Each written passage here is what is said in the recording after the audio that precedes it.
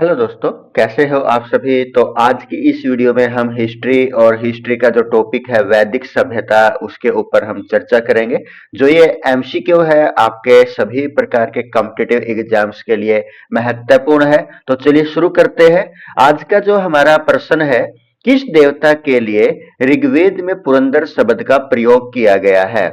इससे पहले हमारी जो वीडियो है जिसमें हमने 1 से लेकर के 20 तक एमसीक्यू प्रश्नों को सोल्व किया है, तो यदि आपने वो वीडियो नहीं देखी है तो आप उसको भी आवश्यक देखें। तो चलिए शुरू करते हैं। ऋग्वेद में पुरंदर शब्द का प्रयोग किया गया है, किसके लिए पुरंदर शब्द का प्रयोग किया गया है।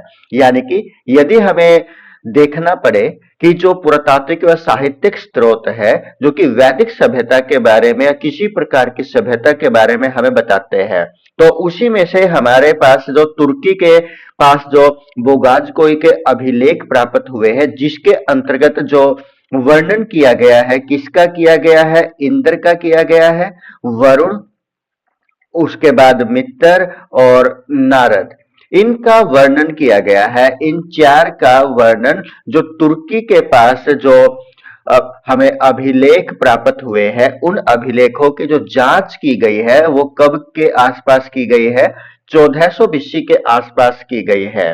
और इसमें जो तुर्की का जो स्थान है वो कौन सा है, वो है बोगाज कोई। इस स्थान से हमें जो ये अभिलेख प्राप्त हुए हैं, जिनके अंतर्गत हमें इन चारों के बारे में, इंद्र, वरुण, मित्र और नारद के बारे में जानकारी प्राप्त हुई है, इनका वर्णन उन अभिलेखों के अंदर किया गया है। तो इस प्रश्न के अनुसार जो पुरंदर है वो किस देवता को बोला गया है, वो इंद्र देवता को बोला गया है। इंद्र यानी कि जिसका जो उल्लेख है वो कितनी बार किया गया है, 250 बार इसका उल्लेख किया गया है। और इंद्र को और क्या बोला जाता था, भवनों को तोड़ने वाला इसको बोला जाता था। यानी कि जो भवन थे उनको जो तोड़ने वाला जो देवता है वो किसको बोला गया है, इंद्र को बोला गया। तो हमारे इस प्रश्न का सही जवाब क्या होगा, इंद्र होगा। नेक्स्ट क्वेश्चन है प्रश्न नंबर 22। सुलभ सूत्र किस विषय से संबंधित पुस्तक है।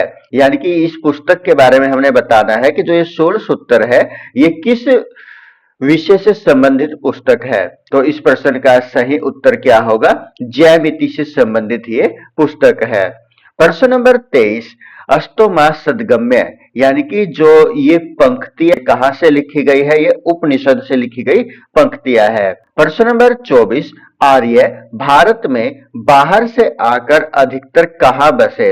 यानी कि जो आर्य थे भारत में आए थे, तो भारत आने के बाद वो मुख्यतः कहां पर बसे थे। तो इस प्रश्न का सही जवाब क्या होगा, वो पंजाब के अंतर्गत बसे थे। यानी कि जो आर्य है, ये आर्य भारत के अंदर जब आए थे तो वो किस किस के अनुसार वो कहां कहां पर मानने गए हैं कि कहां पर आए होंगे। यानी कि यदि हम मैक्स मुलर के बारे में बात करें तो मैक्स मुलर ने कहां पर बताया है कि वो जो मध्य एशिया है वहां से भारत के अंदर आए थे। मैक्स मुलर कहां के थे, जो कि जर्मनी के थे। और उसके बाद जो ये कथन है इनके द्वारा कि जो वो मध्य एशिया से आए थे, एक सर्वाधिक मान्य कथन इनका माना जाता है। उसके बाद यदि बाल गंगाधर तिलक के बारे में बात करें तो वो क्या कहते हैं कि जो बाल गंगाधर तिलक है वो कहां से कहते हैं कि वो आए होंगे आर्कटिक वृत्त से। कहां से आए होंगे, आर्कटिक वृत्त से भारत के अंदर आए होंगे। उसके बाद यदि हम बात करें किसके बारे में, स्वामी दयानंद सरस्वती के बारे में, जिसने किसकी स्थापना की थी, 1875 में आर्य समाज की स्थापना की थी। आर्य समाज की स्थापना किसने की थी, स्वामी दयानंद सरस्वती ने की थी। कब की थी, 1875 में की थी। तो उन्होंने कहां से मानना है कि जो आर्य भारत में कहां से आए होंगे, तिब्बत से आए होंगे। तो इस प्रश्न का हमारा उत्तर क्या होगा, पंजाब होगा। कि जब आर्य भारत के अंदर आए थे तो वो भारत में मुख्यतः कहां पर बसे होंगे, पंजाब के अंदर बसे होंगे। प्रश्न नंबर 25। यहां पर वेद दिए गए हैं और वेद का जो यज्ञ करता है उसको क्या बोला जाता था। जैसे कि ऋग्वेद, ऋग्वेद का जो यज्ञ करता था जिसको क्या बोला जाता था, होत्री बोला जाता था या होता बोला जाता था। यजुर्वेद के यज्ञकर्ता को क्या बोला जाता था, अथर्वणीय बोला जाता था। सामवेद के यज्ञकर्ता को क्या उद्गाता बोला जाता था और अथर्ववेद के ब्रह्मा बोला जाता था। प्रश्न नंबर 26, वेदों को अपौरुषेय क्यों कहा गया है? यानी कि जो वेद है उनको अपौरुषेय क्यों कहा गया है? तो क्यों कहा गया है? क्योंकि वेदों की रचना किसके द्वारा की गई है? देवताओं के द्वारा रचना की गई है और इसी कारण से उनको क्या बोला गया है? अपौरुषेय बोला गया है। प्रश्न नंबर 27, वैश्विक दर्शन के प्रतिपादक कौन है? तो इसका सही जवाब क्या होगा? अलुक होगा। क्या उत्तर होगा? अलुक होगा। प्रश्न नंबर 28, मीमांसा या पूर्व मीमांसा दर्शन के प्रतिपादक कौन है? तो कौन है?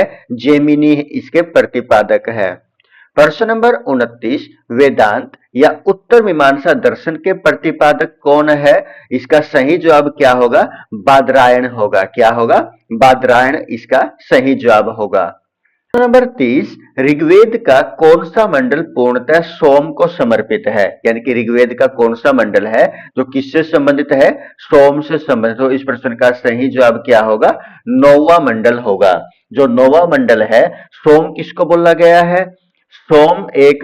सोम जो देवता है वो कौन सा देवता माना जाता है? किसका देवता माना जाता है? वनस्पति का देवता माना जाता है। किसका देवता माना जाता है? वनस्पति का। और सोम रस का सेवन कौन करते थे? आर्य करते थे। जो सोम रस है उसका जो सेवन है वो कौन किया करते थे? आर्य किया करते थे। और इसके अंतर्गत जो ये मंडल है ऋग्वेद का, कौन सा? 9वां। ये किसको समर्पित है? सोम को समर्पित है। प्रश्न नंबर 31, प्रसिद्ध 10 राजाओं का युद्ध दासराज युद्ध किस नदी के तट पर हुआ है? यानी किस नदी के तट पर यह युद्ध हुआ है जो 10 राजाओं के मध्य हुआ था? तो इस प्रश्न का सही जवाब क्या होगा? परुष्णी नदी के किनारे। और परुष्णी किस नदी का प्राचीन नाम था? यह नाम था रावी नदी का। किस नदी का नाम था? ये रावी नदी का प्राचीन नाम था। और इसका वर्णन कौन से मंडल में किया गया है? इसका वर्णन किया गया है 7वें मंडल में। कौन से मंडल में? 7वें मंडल में। जो 10 राजाओं का युद्ध है जो परुष्णी नदी के तट पर लड़ा गया, यानी कि जिसका प्राचीन नाम रावी है, उसका वर्णन कौन से मंडल में किया गया है? तो 7वें मंडल में उसका वर्णन किया गया है। प्रश्न नंबर 32, धर्मशास्त्रों में भू राजस्व की दर क्या थी? यानी कि जो धर्मशास्त्र है उनके अंतर्गत जो भू राजस्व था उसकी जो दर है वो कितनी थी? 1/6वां हिस्सा थी। प्रश्न नंबर 33, 800 ईसा पूर्व से 600 ईसा पूर्व का काल किस युग से संबंधित है? तो इस प्रश्न का सही जवाब क्या होगा? ब्राह्मण युग से संबंधित ये काल है। कब से कब तक का? 800 ईसा पूर्व से लेकर के 600 ईसा पूर्व का काल। प्रश्न नंबर 34, किस काल में अछूत की अवधारणा, यानी कि जो अछूत की अवधारणा है स्पष्ट रूप से उदित की गई, यानी किसके अंतर्गत वर्णन किया गया है? कौन से काल में? तो इसका प्रश्न का उत्तर क्या होगा? धर्मशास्त्र के काल में अछूत की अवधारणा का स्पष्ट रूप से वर्णन किया गया है। प्रश्न नंबर 35, एशिया माइनर स्थित बोगाज कोई का महत्व क्यों है? क्योंकि इसमें किसका वर्णन किया गया है? और ये जो बोगाज कोई एशिया माइनर के अंदर स्थित है, ये कहां से? यानी कि तुर्की के अंतर्गत से हमें ये प्राप्त हुआ है। और इसके बाद जो इसकी जांच की गई है वो कब की गई है? लगभग 1400 बीसी के आसपास की गई है।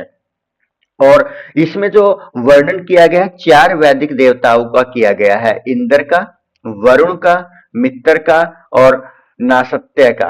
नासत्य यानी कि नारद का वर्णन यहां पर किया गया है। 4 देवताओं का वर्णन कौन कौन से देवताओं का? इंद्र का, वरुण का, मित्र का और नासत्य यानी कि नारद का। इंद्र को क्या बोला जाता था? इंद्र को पुरंदर बोला जाता था, यानी कि जिसका उल्लेख कितनी बार किया गया है? 250 बार किया गया है। और इसी को क्या बोला जाता था? भवनों को तोड़ने वाला इसको बोला जाता था। नेक्स्ट क्वेश्चन है प्रश्न नंबर 36, गायत्री मंत्र यानी कि जो देवी सावित्री को संबोधित किया जाता है वो किस पुस्तक में मिला है? यानी कि गायत्री मंत्र है उसका जो उल्लेख है कौन से पुस्तक में किया गया है? तो इसका सही जवाब क्या होगा? ऋग्वेद में किया गया है। यानी कि जो गायत्री मंत्र है उसका वर्णन मुख्यतः कौन से मंडल में किया गया है? 3rd मंडल के अंदर इसका वर्णन किया गया है। और जो गायत्री देवी का जो ये मंत्र है, जो गायत्री मंत्र है, उसमें किसकी उपासना की गई है? सूर्य की उपासना की गई है। किसकी उपासना की गई है? सूर्य की उपासना की गई है। और किसके लिए की गई है? सावित्री देवता के लिए की गई है। और जो सावित्री है, सावित्री का जो ये माना जाता है कि ये यमराज से अपने पति को वापस लेकर के आई थी और संसार की सबसे झगड़ालू महिला इसको बोला जाता है। प्रश्न नंबर 37, न्याय दर्शन को प्रचारित किया था, यानी कि न्याय दर्शन को प्रचारित किसने किया था? तो इस प्रश्न का सही जवाब क्या होगा? गौतम होगा। प्रश्न नंबर 38, प्राचीन भारत में निष्क से जाने जाते थे, यानी कि निष्क किसको बोला जाता था? इसको बोला जाता था सोने के आभूषणों को, यानी कि स्वर्ण आभूषणों को क्या बोला जाता था? निष्क बोला जाता था। नेक्स्ट क्वेश्चन है प्रश्न नंबर 39, योग दर्शन के प्रतिपादक थे। प्रश्न नंबर 39, योग दर्शन के प्रतिपादक कौन थे? कौन थे? तो पतंजलि इसका सही जवाब होगा, यानी कि पतंजलि, यानी कि योग दर्शन के प्रतिपादक कौन थे? पतंजलि थे। प्रश्न नंबर 40, उपनिषद पुस्तक है, यानी कि उपनिषद पुस्तक है, किसके ऊपर है, किससे संबंधित है? तो ये दर्शन पर संबंधित है। प्रश्न नंबर 41, सूची 1 और सूची 2 का हमने मिलान करना है। तो ऋग्वेद में किसका वर्णन किया गया है? ऋग्वेद के अंदर स्रोत एवं प्रार्थनाओं का वर्णन किया गया है। ऋग्वेद के अंतर्गत जो यहाँ पर किसका वर्णन किया गया है? स्रोत एवं प्रार्थनाओं का वर्णन किया गया है। उसके बाद यजुर्वेद, यजुर्वेद में क्या है? स्रोत एवं कर्मकांड का वर्णन किया गया है। नंबर 3, सामवेद, सामवेद के अंतर्गत किसका वर्णन किया गया है? संगीत में स्त्रोत का वर्णन किया गया है। और उसके बाद अथर्ववेद के अंदर किसका वर्णन किया गया है? तंत्र मंत्र एवं वशीकरण का वर्णन किया गया है। प्रश्न नंबर 42, आरंभिक वैदिक साहित्य में सर्वाधिक वर्णित नदी कौन सी है? यानी कि जो सबसे ज्यादा जिस नदी का वर्णन किया गया है आरंभिक वैदिक साहित्य के अंदर, वो कौन सी नदी है? तो इस प्रश्न का सही जवाब क्या होगा? सिंधु नदी होगा। प्रश्न नंबर 43, उपनिषद काल के राजा अश्वपति कहाँ के शासक थे? कहाँ के शासक थे वो? किक्य के शासक थे। कौन? राजा अश्वपति कहाँ के शासक थे? किक्य के शासक थे। प्रश्न नंबर 44, अध्यात्म ज्ञान से संबंधित नचिकेता और यम का संवाद किस उपनिषद में मिलता है? यानी कि जो नचिकेता है और जो यम है, इन दोनों की जो वार्तालाप है वो किस उपनिषद के अंतर्गत मिलती है? तो इस प्रश्न का सही जवाब क्या होगा? कठोपनिषद होगा। क्या होगा? कठोपनिषद के अंतर्गत किसका वर्णन मिला है? नचिकेता और यम के संवाद का वर्णन मिला है। और आज का अंतिम प्रश्न है, प्रश्न नंबर 45 में पूछा गया है, वैदिक नदी कुंभा का स्थान कहाँ निर्धारित होना चाहिए कि इनमें से वो मुख्यतः कहां पर है? तो इसका सही जवाब क्या होगा? अफगानिस्तान होगा। क्या होगा? अफगानिस्तान इसका सही जवाब होगा। धन्यवाद।